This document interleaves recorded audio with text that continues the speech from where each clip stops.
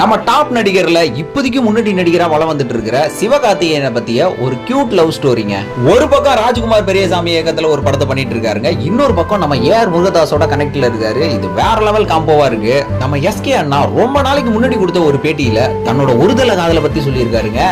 College படிக்கும் போது தலைவர் என்ன பண்ணிருக்காரு, ஒன் சைடா ஒரு பொண்ணை லவ் பண்ணிருக்காரு. அந்த பொண்ணு என்ன பண்ணிருக்கு, நமக்கு இந்த பையன் வேணாம் அப்படின்னு வேற ஒரு பையன் கூட கமிட் ஆயிடுச்சுங்க. ஆனா நம்ம சிவகார்த்திகேயன் அண்ணா என்ன பண்றாரு, அட போங்கப்பா இங்கேயும் அப்படிதானா அப்படின்னு அந்த காதலை அந்த காலேஜோடய முடிச்சுட்டாருங்க. அதுக்கப்புறம் மிமிக்ரியில ஸ்கூல்ல சாதனை பண்ணியிருந்தாலும் டிவி சேனலுக்கு வந்து வேற லெவல்ல பர்ஃபார்ம் பண்ணி ஒரு இடத்த பிடிச்சிட்டு ஓரளவுக்கு பிரபலம் ஆயிட்டாருங்க. அதுக்கப்புறமா அந்த பொண்ணு வந்து மவுண்ட் ரோட்ல ஒரு இடத்துல பாத்துருக்காருங்க நம்ம எஸ்கே. அந்த பொண்ணை பார்த்த உடனே என்ன பாக்குறாருன்னா, கூட எங்க அந்த பையன் அப்படின்னு தேடுறாரு. ஆனா அந்த பையன் ஆள் இல்லைங்க. காலேஜ்ல லவ் பண்ணானே அந்த பையன் வந்து கூட இல்ல. எட்டி பார்த்தா வேற ஒரு ஆள் இருக்காங்க. அப்பா நமக்கும் இல்ல அவனுக்கும் இல்ல, வேற யாரோ தட்டிட்டு போயிட்டாங்க அப்படின்ற சந்தோஷத்துல ரொம்ப அழகா அந்த இன்டர்வியூல பேசியிருக்காருங்க.